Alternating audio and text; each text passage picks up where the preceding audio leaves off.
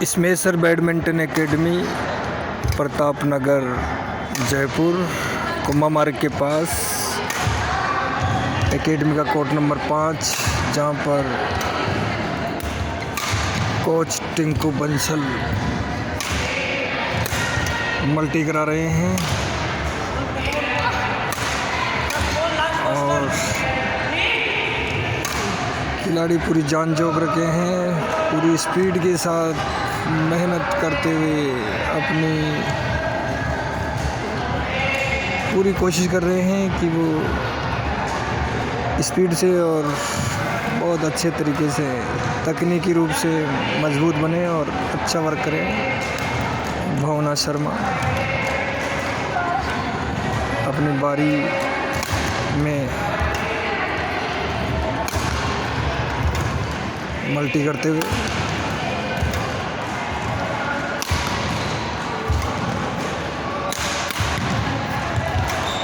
इस अकादमी में प्रत्येक कोर्ट पर आप देख सकते हैं खेलने वाले बच्चों की बहुत भीड़ है। बच्चों में बहुत उत्साह है। कोई बच्चा दौड़ रहा है, कोई मल्टी कर रहा है, कोई रेस्ट कर रहा है। कोर्ट नंबर 3 पर इस अकादमी की मालिक ये दीपा माथुर स्ट्रोक प्रैक्टिस करा रहे हैं।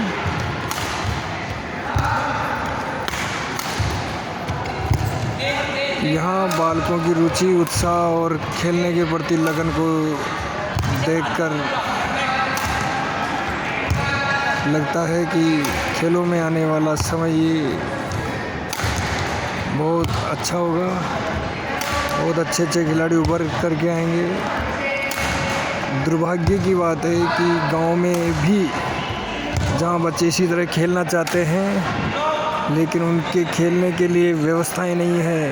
उन खेल मैदानों की स्थिति इतनी ख़राब है कि वहां खड़े तक रहा नहीं जा सकता। कई जगह तो खेल मैदानों में लोग सोच करते हैं, मरे हुए जानवर डाल देते हैं। उबड़ खाबड़ स्थान बने हुए हैं, बीच खेल मैदानों में से रास्ते निकले हुए हैं। शराब आदि पीने वाले लोगों का, नशा करने वाले लोगों का अड्डा बने हुए होते हैं, लेकिन इस ओर किसी का ध्यान नहीं है। गांव के बच्चे भी खेलने की पूरी मनोइच्छा रखते हैं और कई बार बच्चे इकट्ठे होकर खेलने के प्रति अपने प्रयास करते हैं। उनकी भोली भाली मनोहारें होती है, लेकिन उन मनोहारों को कोई समझ नहीं पाता है। बच्चे कई बार इतने खेलने के लिए दयनीय शब्दों में निवेदन करते हैं जिम्मेदार लोगों से, अपने स्कूलों में प्रधानाचार्यों से, प्रधानाध्यापकों से, टीचर्स से कि हमें भी खिलाया जाए, हम भी खेलना चाहते हैं। खेलों में हम भी आगे बढ़कर अपना नाम और देश का नाम करना चाहते हैं। उनके ये भाव होते हैं और ये बात वो एक लालायित होकर बहुत ही कोमल विचारों से दयनीय स्थिति में और दीनहीन होकर के वो ये मांग करते हैं, लेकिन उनकी मांग को नज़रअंदाज कर दिया जाता है।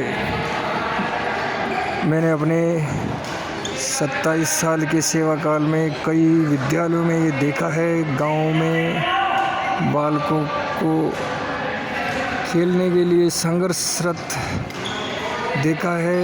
विद्यालयों में बालकों के प्रयास हुए हैं कि उन्हें भी खिलाया जाए, वो भी खेलें, खेलों में आगे बढ़ें, लेकिन उनको कहीं से भी कोई समर्थन नहीं मिल पाता है और अंत में वो अपने जीवन के इस अमूल्य समय को अर्थात बचपन को बिना खेले ही पार कर जाते हैं। उनके मन में एक खुंटा रह जाती है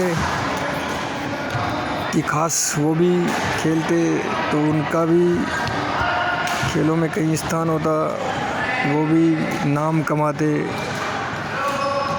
जहां एक और राजस्थान सरकार ने खेलों में कई सुविधाएं दी है, नौकरियों में आरक्षण दिया है।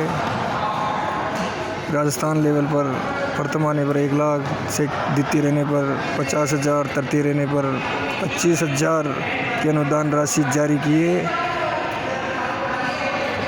और हमारे शिक्षा विभागीय प्रतियोगिताओं में जो राष्ट्रीय स्तर पर मेडल प्राप्त करता है SGFI में, उसको शिक्षा निदेशालय की ओर से प्रथम रहने पर 10,000, द्वितीय रहने पर 7,500 और तृतीय रहने पर 5,000 का पुरस्कार भी दिया जाता है।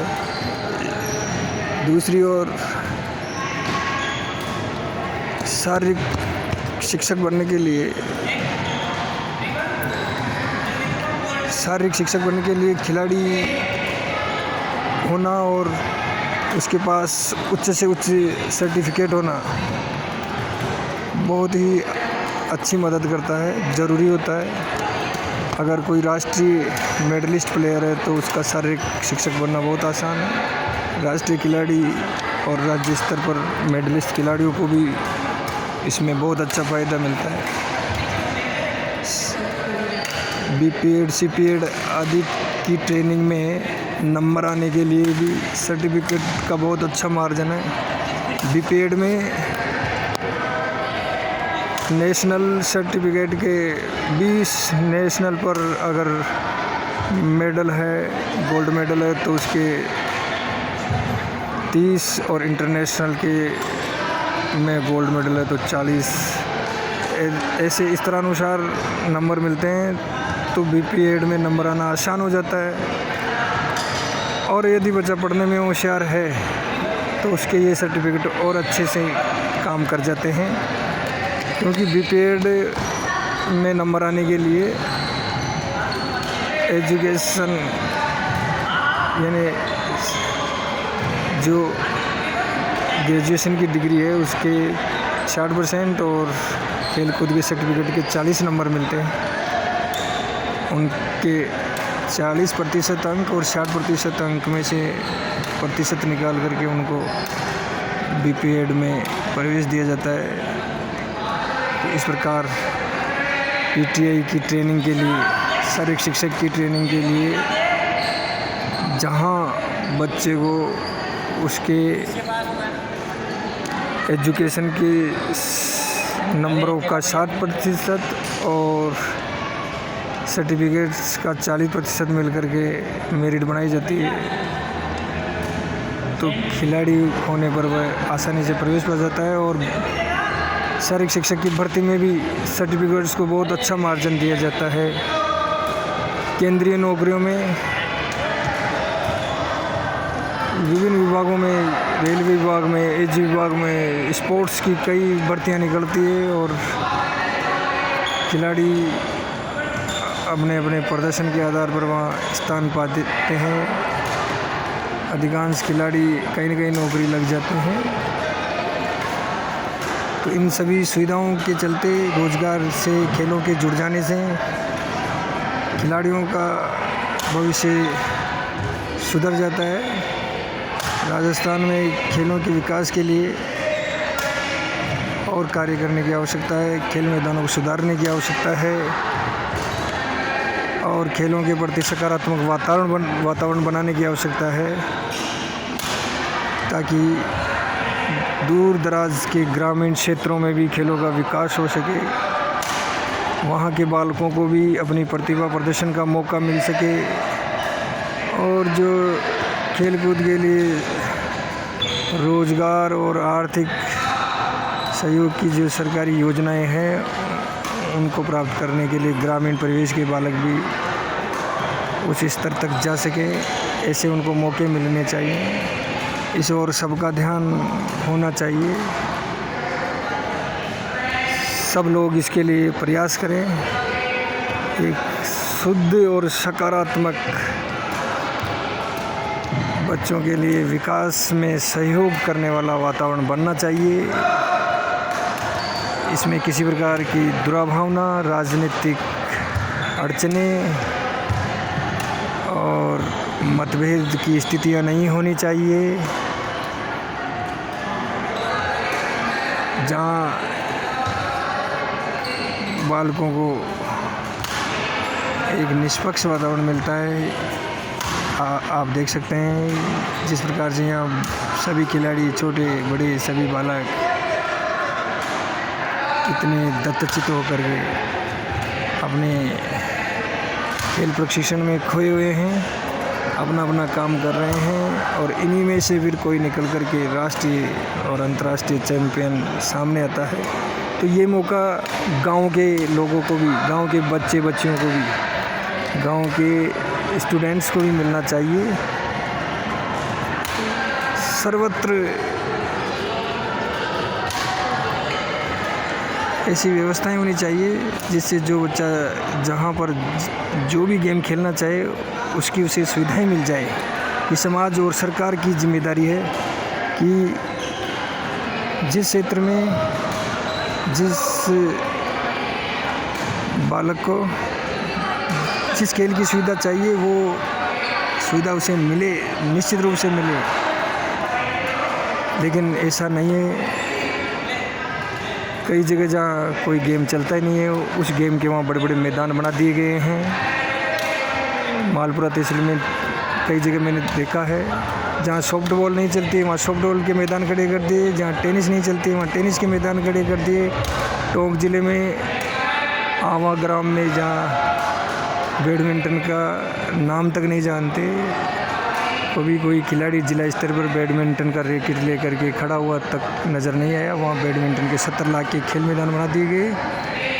लेकिन ग्राम अम्बापुरा तहसील मालपुरा में जहाँ से राष्ट्रीय मेडलिस्ट और राजस्थान पर कई बार मेडल लगाए हुए खिलाड़ी बैडमिंटन की मेहनत कर रहे हैं। प्रधानमंत्री, मुख्यमंत्री के OSD, खेल मंत्री, उपशासन सचिव, खेल राज्य परिषद, कलेक्टर, विधायक, सांसद, सरपंच सभी से निवेदन किए गए कि इन बच्चों के लिए दौड़ने का ट्रैक होना चाहिए और शारीरिक अभ्यास करने के लिए जो राजकीय उच्च प्राथमिक विद्यालय अम्बापुरा का खेल मैदान है वो सुदृढ़ होना चाहिए, एक आदर्श खेल मैदान होना चाहिए, सारी उसमें सुविधाएं होनी चाहिए, रनिंग ट्रैक होना चाहिए।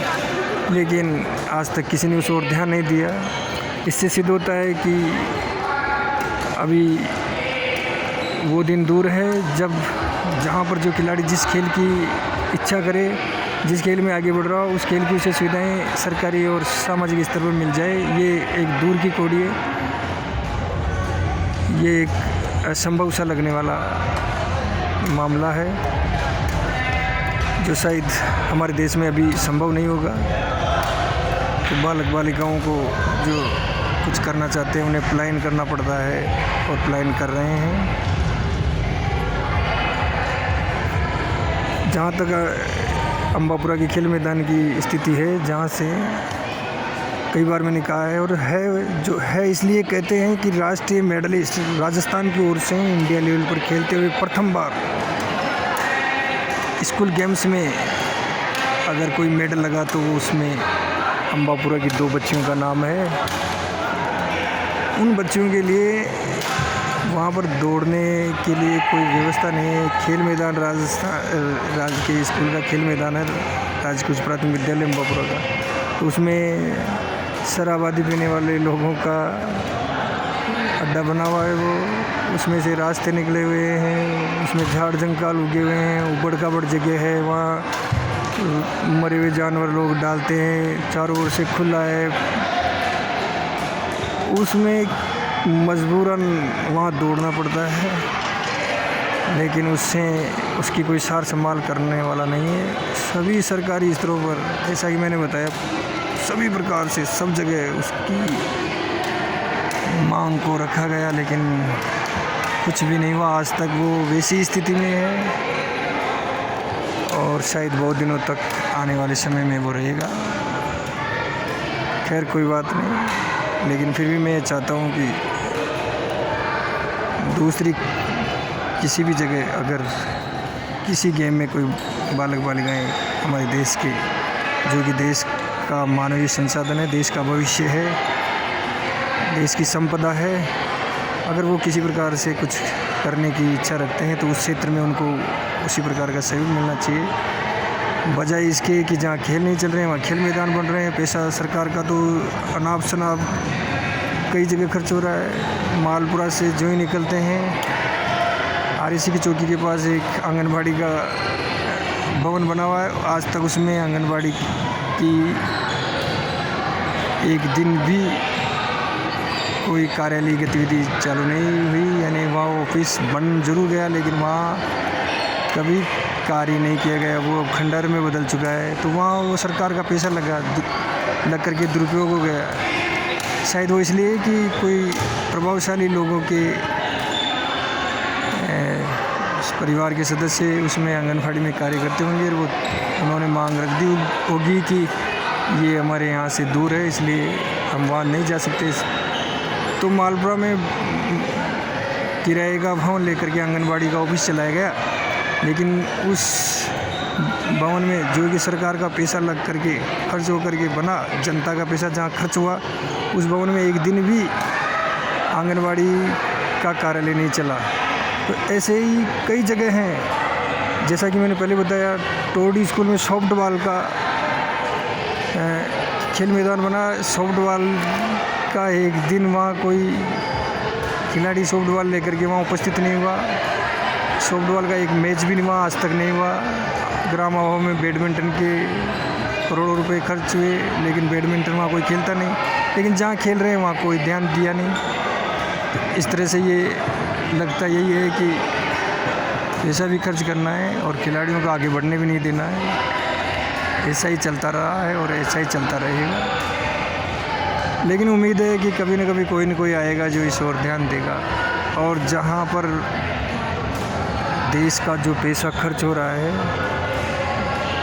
उस पर सोचेगा कि ये पैसा सही जगह खर्च हो रहा है कि व्यर्थ हो रहा है। जहाँ पर जिस प्रकार की ज़रूरत है उसी प्रकार से पैसा खर्च हो, और विशेष रूप से खेलों में तो कहीं बच्चों को कहीं पर भी कोई भी ज़रूरत हो तो निश्चित रूप से खेल मैदानों की ज़रूरत तो उनकी पूरी होनी चाहिए, ये सरकार की जिम्मेदारी है। और ऐसा कोई न कोई दिन आएगा, कोई न कोई इस बारे में सोचेगा, ईमानदारी से कार्य होगा। ऐसी उम्मीद के साथ जय हिंद, जय भारत।